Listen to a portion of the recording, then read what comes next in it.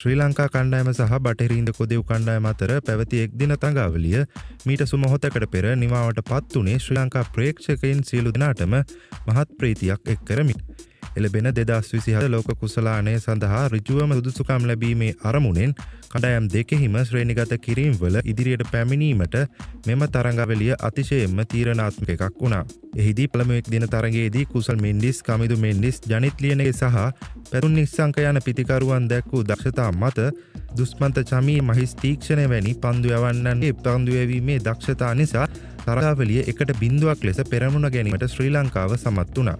කෙසේ වෙතත් ජමේකවේ සර්බිනාපා ක්‍රීඩාංගණයේ අවට පැවති අයහපත් කාලගුණය සහ කැරිබියන් කලාපයට බලපෑ වර්ෂාව හේතුවෙන් දෙවන එක් දින තරඟය එකදු පන්දුවක් හෝ නොයව අතහැර දැමීමට සිදු වූ නිසා ප්‍රේක්ෂකයන් සියලු දෙනාටම තෙවන තරඟයේ දෙස මහත් බලාපොරොත්තු සහිතව දැස් දල්ලාගෙන සිටියා. එහිදී කොදෙව් කණ්ඩායමට තරඟාවලි පරාජයෙන් බේරීමටත් ශ්‍රී ලංකාවට වසර 23කට පසු කොදෙව් බිමේදී ඓතිහාසික තරඟාවලි ජයක් ලැබීමට මෙම අවසන් තරගය අනිවාර්යයෙන්ම ජයගත යුතුව තිබුණා.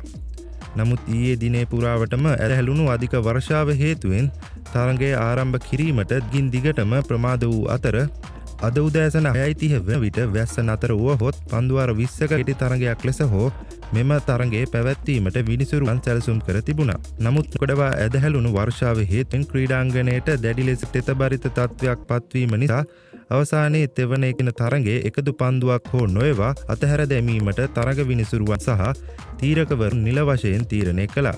ඒ අනුව තරඟවලිය 1-0ක් ලෙස නිල වශයෙන් ජයග්‍රහණය කරමින් මවන් අතපත්තුගේ නායකත්වයෙන් පසු එනම් හරියටම වසර 23කට පසු බටහිර ඉන්දිය කොදෙව් දේශයේ එක් දින තරඟාවලි සූරතාවයක් දිනා ගැනීමට ශ්‍රී ලංකා කණ්ඩායම සමත් වුණා.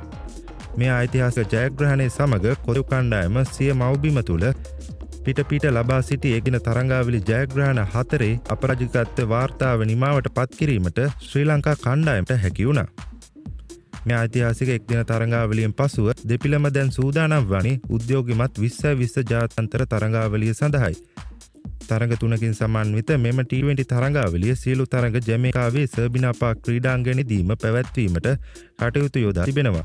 ඒ අනුව පළමු 20-20 තරඟය ශ්‍රී ලංකාවේ වේලවෙන් සහ දිනයෙන් ගතහොත් ජූනි මාස 12 වනදා දෙවන 20-20 තරඟය ජූනි මාස 14 වනදා තෙවන 20-20 තරඟය ජූලි මාස 15 වනදා උදෑසන 6ට ආරම්භ වීම නියමිතයි. 20-20 තරඟ රටාව තුළ කොදෙව් කණ්ඩායම සතු ප්‍රබල ක්‍රීඩක සංයුතයේ හේතුවෙන් මෙම තරඟාවලිය දෙපාර්ශ්වයේම දැඩි තරඟකාරී මුහුණුවරක් ගනු ඇතැයි ක්‍රිකට් විචාරකයන් අපේක්ෂා කරනවා. T20 තරඟාවලිය නිමාවෙන් අතුරුව කණ්ඩායම් දෙකෙහිම අවධානය යොමු වන්නේ ලෝක ටෙස්ට් ශූරතාවේ අතිශයින් වැදගත් වන ටෙස්ට් තරඟාවලිය වෙතයි. තරඟ දෙකකින් සමන්විත මෙම ටෙස්ට් තරඟාවලිය සියලුම තරඟ ඇන්ටිගුවා ශ්‍රීමත් ලිව් රිචඩ්සන් ක්‍රීඩාංගණයේදී පැවැත්වීමට සියලු කටයුතු සූදානම් කර තිබෙනවා. එහිදී පළමු ටෙස්ට් තරඟය ජූනි මාස 25 වනදා සිට 29 වනදා දක්වා දෙවන ටෙස්ට් තරඟය ජූලි මාස 3 වනදා සිට 7 වනදා දක්වා පැවැත්වීමට නියමිතයි. එක් දින තරඟාවලියේ ලැබූ සුපිරි ජයග්‍රාහී ප්‍රවේශය T20 තරඟාවලිය තුළ ඒ අයුරින්ම රඳවා ගැනීමට අපේ සිංහයන්ට හැකි වේවිද?